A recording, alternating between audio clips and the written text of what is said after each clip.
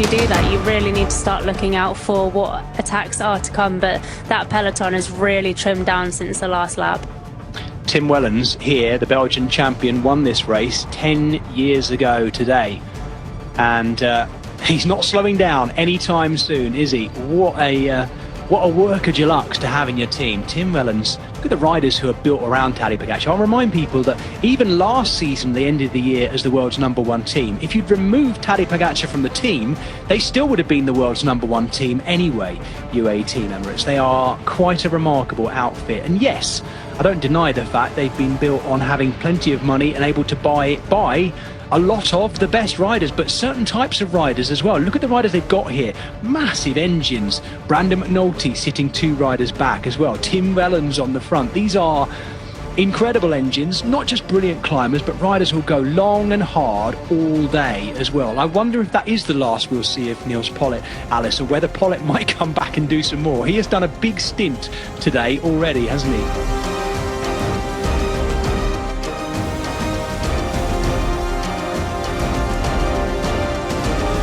We might just be about to see exactly that. There's me suggesting it. Maybe Brandon McNulty. Here we go. We've got 2 Americans going for this. There's me suggesting the tactic. I didn't necessarily think it would be McNulty, but this time through, we saw Tadej Pogačar having a word back there. Now, is this the kind of step up to a Tadej Pogačar dominance to make others come out and draw the sting a little bit? We will see. But at the moment, it's Brandon McNulty riding away with 1 other American rider as well. McNulty's got what looks like his gilet, I think, stuffed down his top. He's got Quinn Simmons, the current American road race champion, I have to say, Alice, quite comfortably riding across to him there.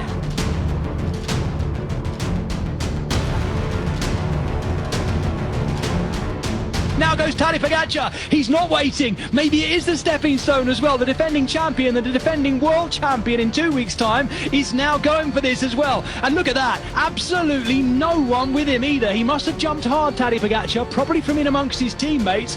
Brandon McNulty is out there. And is this how they want to play this finale, Alice, by having that stepping stone that he rides across to? And if so, what does Quinn Simmons do about it? I think it's actually Louis Barret that he's riding across to. I think Alexander Camp was being dropped. Barret is trying to hang on, and he might now be in the perfect position to try and latch on with Tadej Pogačar, because it's not too long to the top of this climb.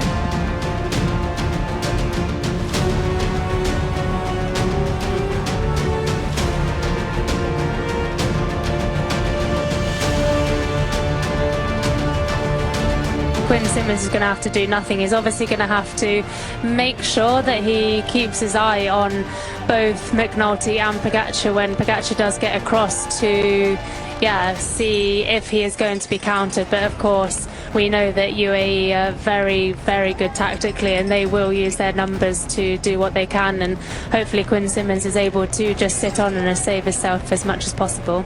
And this is the golden ticket for Louis Barret as well, the Frenchman for Entomarché-Wanty, getting on the back of this. He doesn't need to do anything at all. He's done a fantastic ride today, Barret. I thought he looked good in that group today as well. He was one of the kind of most comfortable looking climbers each time we came onto the Camillon Oud. And here he is now in a leading group of 4 with 2 teammates in there, Tadej Pogačar, two teammates of the same team, of course, Pogačar and Brandon McNulty. And here I think we get a bit of an idea of the pecking order, because now Brandon McNulty goes to the front. Let's watch Tadej Pogačar, only one of these 4 who was still seated at that point. He's back out of the saddle again now, the world champion.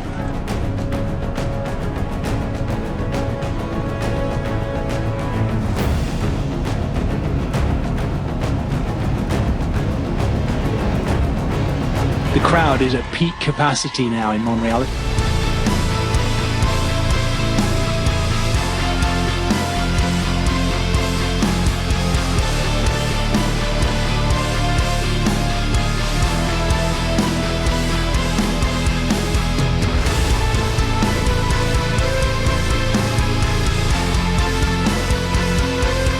He might be starting to struggle a little bit. Hang in there, Louis Barret. No, it's being turned up, and I think that could be it. Or is it? I don't want to speak too soon, but he certainly moved quickly back through that group, and he's now off the back. And that was not under the impetus. Yes, it was, sorry. It was under the impetus of Brandon McNulty. Quinn Simmons is following this nicely. Trouble is, he might not have his chance here. Tadej Pogačar goes, what can Simmons do? Quinn Simmons gets out of the saddle because it's kind of what you have to do. He's not going to get any help from Brandon McNulty, but McNulty himself has a little look back as well. Is this it? Is this the final move? The only man who can really close it up is Quinn Simmons, unless, of course, Quinn Simmons blows his hat off here and Brandon McNulty goes over the top of him. We've got two Americans chasing the Slovenian, the man who is, well, some would say already, arguably on paper, physiologically and numerically the greatest male racing cyclist of all time.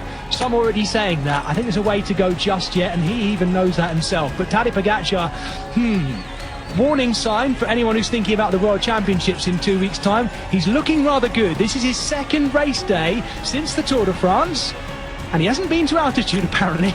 Although, looking at this, I think we can say he's in quite good form, Alice.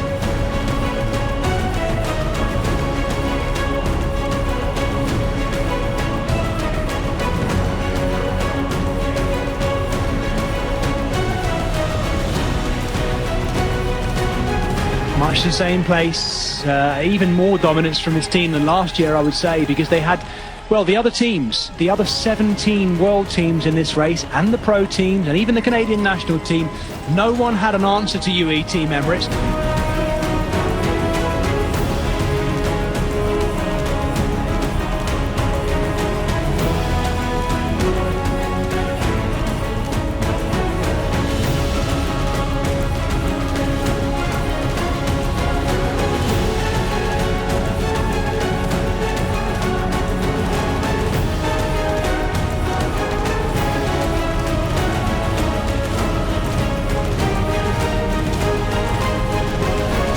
Still has a lap to go when he gets to the line this time, Tadej Pogačar. They are 12.3 kilometre laps even, but even he is back again onto that same climb we were looking at just a few short moments ago, it seems like. The Avenue Pañuelo, going up past the university on the northern edge, the most northerly edge of this circuit, and Tadej Pogačar still on the big ring. He's still on the big ring. He is at the top of the block as well, so yeah. One of those where either or. But yeah, it's looking like at the moment he knows Brandon McNulty is coming across, and will wait for him a little bit, and there we can see that the junction will be made. So yeah, McNulty has really recovered well on the wheel of Quinn Simmons and has been able to ride across to Pogačar, and they will work together now to try and build that gap even more.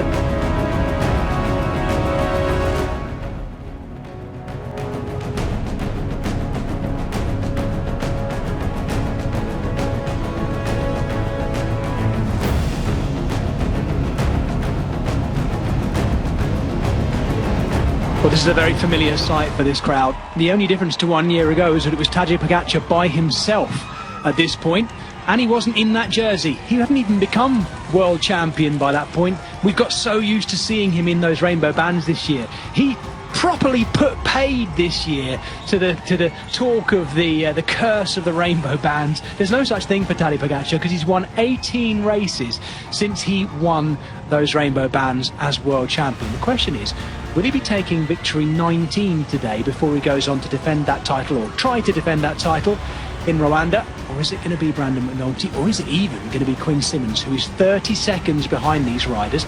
Interesting, Alice, that it's been, since Brandon McNulty hooked on, it's been Tadej Pogačar. And if Tadej Pogačar carries this on all the way up the climb and over the top, I might start turning my attention to thinking it's going to be a day for Brandon McNulty.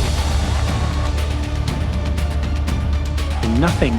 No sign of Tadej Pogačar even looking round to Brandon McNulty. I don't even think they've spoken much since McNulty came on. There's no doubt about it that Pogačar eased up. He couldn't have seen it. He must have been told it, presumably in his ear, Alice, that he was coming across. Unless they were so certain of the plan, he just backed off, knowing around about when Brandon McNulty would get on. But we know that's not the case.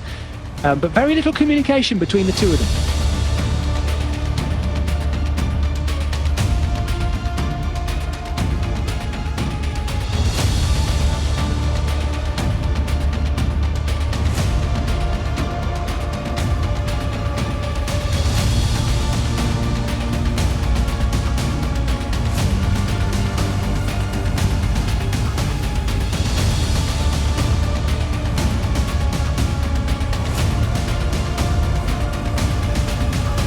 Tadej Pogačar has barely looked round at McNulty so far. I have to say, Alice, as we look at this, it is looking more and more like this is for Brandon McNulty.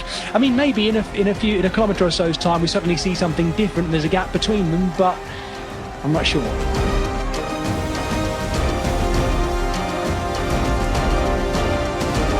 UAE Team Emirates really kicked off as well, and were thinning down the bunch as well, to the point where we had a UAE Team Emirates led group with about 7 laps to go, leading by themselves as well, and then basically dispatching Tadej Pogačar, who was then joined by Brandon McNulty.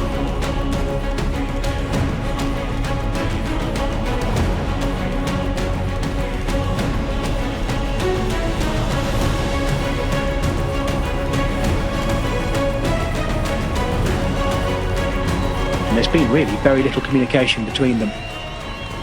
And just watch Brandon McNulty here, just coming up alongside Tadej Pogačar. They're lifting it again here. There's no showboating or hanging back from these two. They are keeping a very, very honest ride out front for Team UAE Emirates XRG.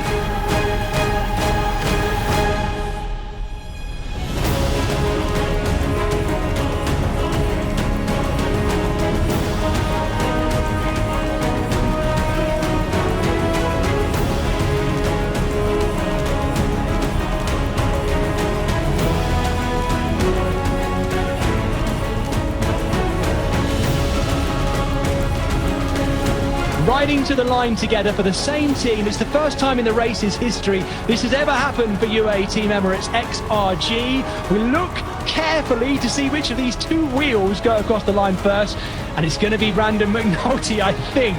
Tadej Pogačar deliberately with a hand on the back first as well. Utter dominance from the team who, with this performance and the victory of Brandon McNulty,